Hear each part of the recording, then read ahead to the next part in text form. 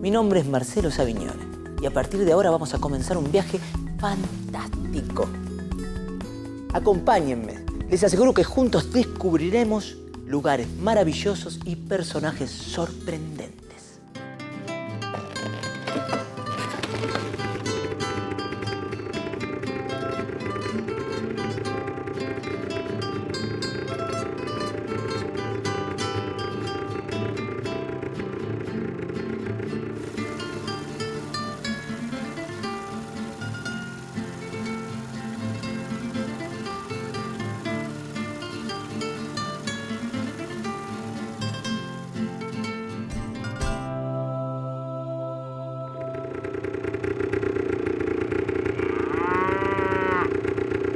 Hola, seguimos viaje.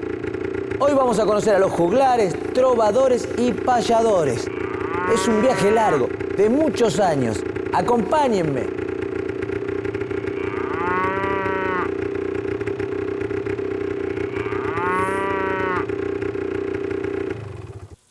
¡Qué increíble! El camino hacia la música tiene forma de guitarra.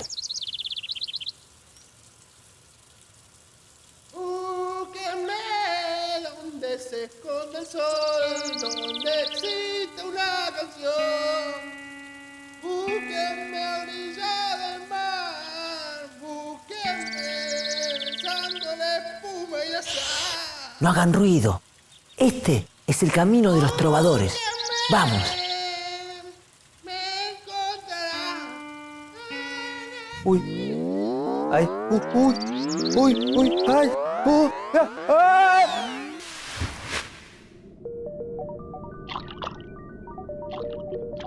Muchas de las cosas que hoy conocemos tienen su origen en tiempos ancestrales. Por ejemplo, los payadores. Se dice que surgieron de los trovadores de Provenza,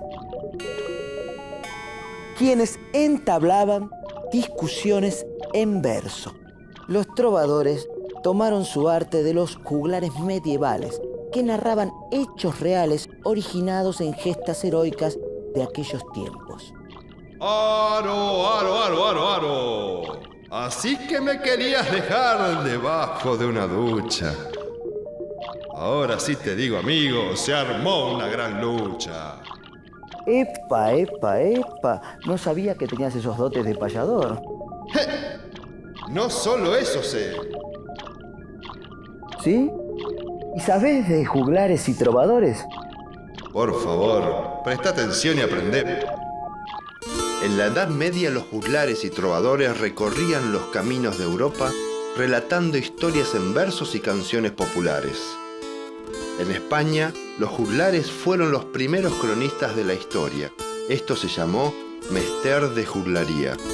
Mester significa oficio, o sea, oficio de juglares.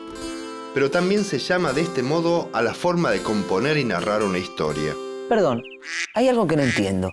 ¿Los juglares eran cantores? Más o menos. Ellos recitaban o cantaban un tipo de poesía muy popular para los reyes, nobles y también muchas veces para el público en general. Por vosotros, los señores, los que en castillo moráis.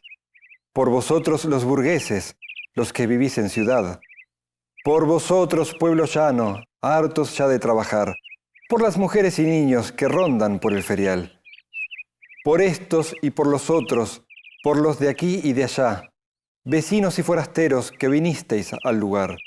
Sin distinción para todos, comienza aquí mi cantar. ¡Qué maravilloso! Nos gustó mucho. Gracias. Con mis amigos queremos saber sobre su oficio. ¿Nos puede contar? Por supuesto. Largo el tiempo, oficio fresco mester de juglaría. En pueblos, plazas, cortes y palacios entrego mi alegría. Sin prisa vida errante llevo y por pocas monedas peligrosas historias escucharéis de bellas doncellas. Aunque la vida no la tenga, en mi camino hay piedras que la imaginación y la magia convierte en perlas. Convierte piedras en perlas. ¡Qué lindo! Gracias. ¡Ey! ¿Qué haces? Estábamos hablando. Sí, lo escuché, pero tengo muchas cosas para contarte. Todavía te falta conocer otros personajes igual de importantes que este. En aquella época había dos tipos de juglares. Los juglares épicos, que recitaban poesía narrativa, y los juglares líricos, que se dedicaban a cultivar la poesía sentimental y a difundir composiciones poéticas como serranillas, coplas y poemas compuestos por trovadores. Los juglares eran personas de origen humilde, cómicos ambulantes que se dedicaban a ejercicios circenses, haciendo malabares, actuando como saltimbanquis o como bufones, que cuentan chistes o tocan instrumentos sencillos, o bailan y cantan representando piezas de mimo o títeres. ¡Epa! No dejas de sorprenderme. ¿Cómo conociste estas historias? Y en esa época empecé a inspirar gente, tiraba las ideas, inspirador. Pero hay otra cosa que te quiero contar. Es importante que sepas que además del mester de juglaría, hubo otro oficio que fue el mester de clerecía. ¿El mester de clerecía? Así es, el mester de clerecía era propio de los poetas cultos o clérigos. ¿Y esto? Sos un clérigo.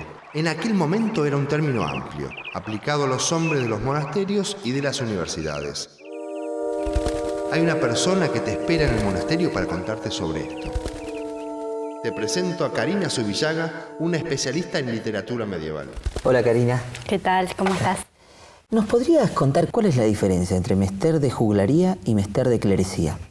Bueno, en principio, mester significa oficio, ¿no? Entonces, mester de juglaría es el oficio propio de los juglares y mester de clerecía el oficio propio de los clérigos. Los juglares eran en toda Europa occidental durante los siglos XI y XII, sobre todo los principales representantes de lo que podemos considerar un espectáculo público popular, ¿no? Eran los encargados de transmitir los mitos y las leyendas populares, que eran un poco los noticieros de la actualidad, ¿no? A diferencia de este mester, de este oficio propio de los juglares, encontramos el mester de los clérigos, ¿no? Hay que tener en cuenta que en la Edad Media los clérigos no son simplemente los hombres religiosos, ¿no? Sino que se utiliza el término de clérigo como sinónimo de letrado, ¿no? El clérigo es todo aquel que ha recibido una educación de tipo latino eclesiástica. Estos clérigos declaran la extracción libresca de sus asuntos, los libros de donde toman sus elementos, donde utilizan la retórica y se encargan por transmitir elementos didácticos y moralizantes frente a los juglares, que su función tiene más que ver con justamente el entretenimiento del público. ¿Cuál es la importancia del libro de Alexandre y el libro de Apolonio? El libro de Alexandre y el libro de Apolonio son los primeros testimonios en Castilla en el siglo XIII de esta nueva forma poética que es el mester de clerecía. Los principales representantes son, por un lado, los poemas de Berceo, los poemas del clérigo Berceo, donde se destacan los elementos religiosos, y por otro lado el libro de Alexandre y de Apolonio, que lo que tienen en común es que toman sus temas de la antigüedad clásica.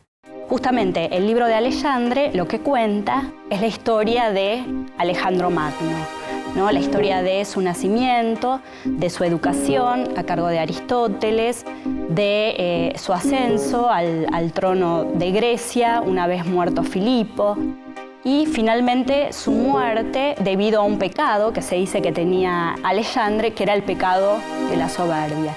Entonces allí se ve este tema de la moralidad, ¿no? de la intención didáctica del poema, porque lo que hace el autor anónimo del libro de Alexandre es recuperar esta historia de la antigüedad, pero dotándola de todo un sentido cristiano, ¿no? Demostrar cómo un pecado como la soberbia puede llevar a un gran hombre a su decadencia y su muerte. El libro de Apolonio, que habla de un rey, Apolonio de Tiro, que cae en desgracia, y lo que demuestra a lo largo de todo el libro es su principal virtud, que es la cortesía. Pero no cortesía como la entendemos ahora, ¿no? Sino como se entendía en la Edad Media.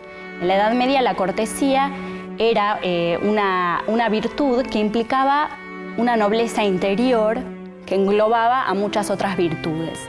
como la piedad, la bondad, la generosidad y sobre todo la humildad, que es en esta virtud en la que se basa el autor del libro de Apolonio, para demostrar que un hombre al cual se le quita todo, que sufre una prueba cristiana debido a que se le quitan todos sus bienes, poniendo en práctica esta virtud de la humildad, puede finalmente recuperar todo lo que ha perdido. ¿Qué relación tiene el poema del mío Cid con todo esto que nos estás contando? Los puedo llevar hasta él si quieren. ¡Chic! Uy, ¿dónde estamos? ¿Y ese tipo con esa lanza no es peligroso? No, no te preocupes, es la estatua del Cid Campeador, que es un héroe épico. En realidad, un personaje histórico que nació en Vivar, un pueblo de Burgos, hacia el año 1040. Sirvió primero al rey Sancho II, pero cuando Sancho II fue cercado en Zamora y murió, pasó a servir a Alfonso VI, con el cual se enemistó y que entonces lo desterró. Un personaje histórico que tenía un nombre que era Rodrigo Díaz de Vivar. Disculpen que los interrumpa, pero quiero contarles yo mi propia historia. Sí, que la cuente él. Claro, adelante, Rodrigo. Conquisté y goberné la ciudad de Valencia hasta que fallecí en el año 1099. Mis restos fueron trasladados al monasterio de Cardeña en Burgos. Y fue allí donde comenzaron a narrarse mis grandes hazañas. Nuestras hazañas. Como las que les voy a contar a continuación. Escuchen. En este momento los moros me tienen cercado junto a mi ejército y me han quitado el agua. Los soldados quieren ir a la batalla, pero yo quiero consultarlo con mis hombres. El agua nos han quitado, nos va a faltar el pan. Si quisiéramos irnos de noche, no lo consentirán. Son demasiadas sus fuerzas para con ellos luchar. Decidme, caballeros, ¿qué consejo tomar? Primero habló Minaya, un caballero leal. De Castilla la gentil hemos venido acá. Si con moros no luchamos, no ganaremos el pan. Somos unos 600, acaso alguno más. En el nombre del Criador, que no se haga más, sino irlos a combatir mañana sin tardar. Entonces decidimos atacar. Al amanecer salimos y nos enfrentamos a la batalla. Embrazan los escudos ante sus corazones, enristran las lanzas, envueltos los pendones, inclinaron las caras encima de los arzones, íbanlos a atacar con fuertes corazones. A grandes voces llama el que en buena hora nació. Atacad los caballeros, por amor del Criador. Yo soy Ruy Díaz de Vivar, el Cid Campeador. Todos atacan al as donde está Per Bermúdez. 300 lanzas son, todas llevan pendón. 300 moros matan al primer empujón. Y al hacer la tornada, otros tantos muertos son. Qué interesante, ¿eh? La verdad que no sabía nada de esta historia. Entonces, ¿este poema es una biografía del Cid? No, en realidad el poema, el cantar de Mío Cid, es una versión libre de los últimos años de su vida, donde este personaje histórico, Rodrigo Díaz de Vivar, aparece idealizado, aparece como un héroe épico, de allí su denominación de Cid Campeador. Cid, porque es una palabra que proviene del árabe siri, que significa señor, y campeador es un adjetivo que alude a algo que se relata en el poema, que es que el Cid nunca fue vencido en ninguna de las batallas que enfrentó y que se mantuvo fiel, a pesar de todas esas batallas, a su rey, Alfonso VI. Justamente lo que se celebra en el poema, en el cantar de Mío Cid, es el vínculo vasallático, el vínculo que existe entre un señor y su vasallo, que es el vínculo básico del feudalismo. Este caballero que se presenta como un guerrero invencible, también es un personaje tierno y muy humano que ama a Dios y a los suyos. Sí, claro, porque esta es una cualidad propia del Cid, de Rodrigo, como héroe castellano. ¿no? Es el tipo de amor que se está presentando en Castilla en este periodo, un amor basado en la fidelidad, en el respeto a los lazos vasalláticos y en un amor que siempre obedece a Dios y cuida de los suyos. Es un amor muy diferente, por ejemplo, al que se está desarrollando en este mismo momento, en los siglos XI y XII, en Provenza, en la zona del sur de Francia, y que van a cantar los trovadores, ¿no? Un amor, el amor cortés, que es un amor aristocrático, que está vedado a los burgueses y a los campesinos, que es un amor solamente de nobles, donde la dama tiene un lugar preponderante, donde se idealiza a la amada, que se considera que tiene la suma de las virtudes físicas y morales, y que es un tipo de amor que es una proyección del lazo vasallático, de este lazo feudal, a las relaciones amorosas. Este amor es muy diferente al que se está dando en España en este momento, cuyo representante podría ser el Cid. Gracias. Bueno, muchas gracias por todo lo que acabamos de aprender. No. Discúlpeme, perdón, pero me lo tengo que llevar. Todavía tenemos que conversar un tema muy importante. No, quédense un ratito más. No se lo lleve. Lamentablemente me tengo que ir. ¡Adiós!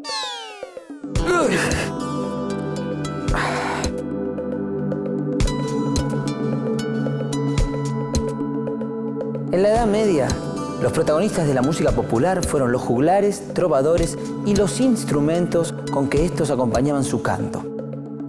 Con la llegada de los españoles a América, estos juglares y trovadores tomaron contacto con la nueva cultura, y el tiempo y la evolución no permitieron que desaparezcan. Hoy a Manuel Serrat, a Joaquín Sabina, a León Gieco, Víctor Heredia, se los puede considerar trovadores contemporáneos. Y claro, ¿quién crees que les enseñó? Ah, ¿me vas a decir que vos los inspiraste? Seguís sin tenerme fe. Uy, mira quién está ahí. Víctor. Hola, ¿cómo te va? Bien, por suerte todo bien. ¿Cómo andás? Bien, muy bien. Hey, al final te dedicaste a la locución. Sí, soy el protagonista de este programa. Te felicito, qué extraordinario. Muy bien. Acá, Víctor, en la península ibérica. Hola, ¿cómo te va? Espérame, ya voy. ¡Uy! Ah. Hola, Víctor. Hola, ¿cómo te va? Bien. ¿Nos podrías contar qué es un trovador?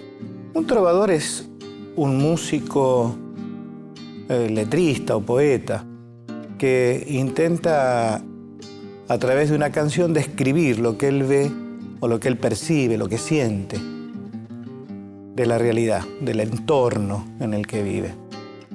Cuando lo consigue y establece una comunicación, una comunión entre el otro, el que escucha, y lo que él escribe, si esos pensamientos coinciden, se produce algo maravilloso porque una canción empieza a ser famosa y conocida. Y a veces lo es porque tiene un estribillo sencillo, a veces justamente por esto, porque tiene un contenido que hace que quien la escuche esté de acuerdo con eso. Eso es un trovador. ¿Sentís que sos un trovador moderno? Creo que sí, por lo menos soy un trovador de estos tiempos. Trato de describir la realidad del momento que vivo y eso me transforma justamente en un ser contemporáneo. ¿Qué otros trovadores existen en la actualidad y cuál es su importancia en la sociedad? Existen muchísimos. Te podría decir algunos compañeros como Silvio Rodríguez, como Pablo Milanés, como León Gieco aquí en Argentina, como lo fue Alfredo Zitarrosa, como lo es todavía Daniel Biglietti, y tantos otros que cantan canciones que tienen que ver con lo que nos pasa, con lo que pasa en los pueblos de América Latina. La importancia que tienen, te diría que es sustancial, porque ellos se establecen como si fueran periodistas independientes, una verdad sobre sobre lo que ven, porque no tienen ningún tipo de preocupación, porque no tienen patrón, porque su trabajo en realidad es decir la verdad. ¿Nos podrías cantar una canción tuya? Pero por supuesto, ¿cuál quisiera que te cante? Cántame esa que te inspiré. ¿Te acordás? Informe de la situación. Bueno, dale.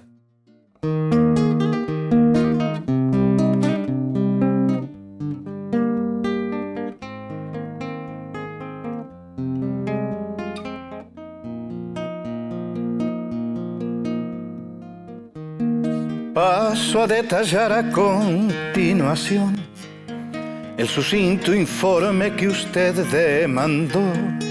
Duele a mi persona tener que expresar que aquí no ha quedado casi nada en pie.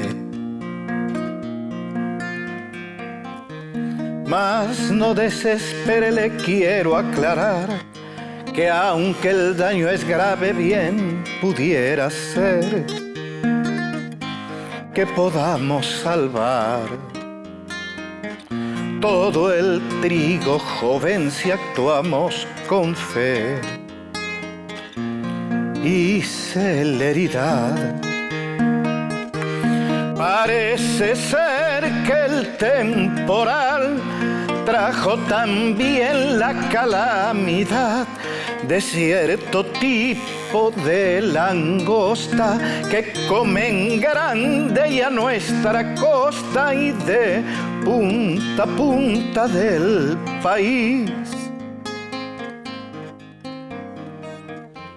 Se han deglutido todo el maíz.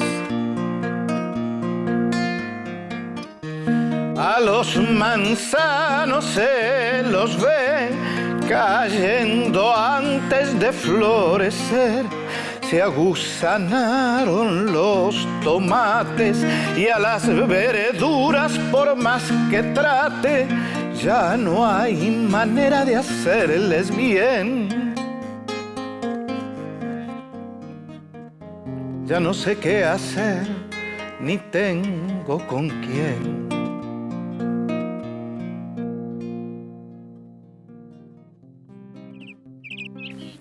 Los antiguos trovadores, los juglares y los payadores tienen su origen en el arte de narrar y contar historias. Los trovadores de hoy cuentan y cantan nuevas historias, y muchas de ellas tienen que ver con nosotros. ¿Seguimos viaje?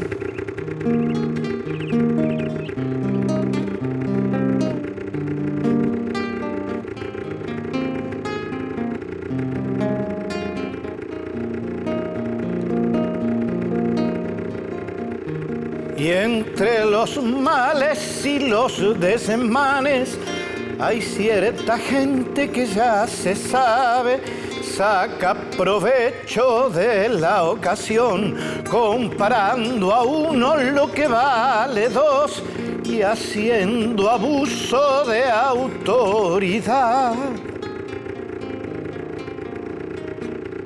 Se llevan hasta la integridad.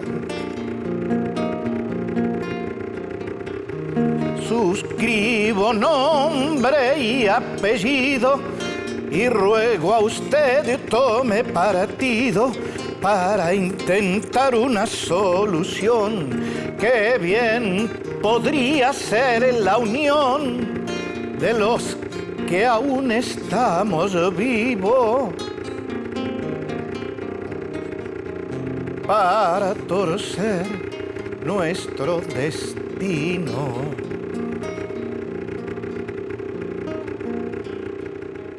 Saluda usted un servidor.